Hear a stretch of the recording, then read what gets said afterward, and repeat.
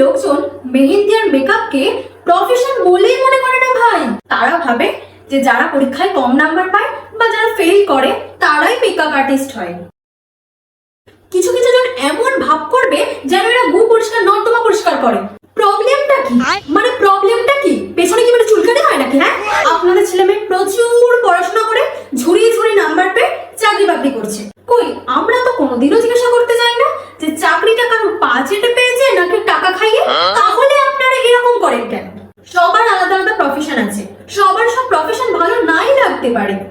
এই কুকুরের বাচ্চাগুলো মনে করে ঝুরি ঝুরি নাম্বার পেলেই অনেক কিছু, আর আর্টিস্টদের কোনো মূল্যই নেই।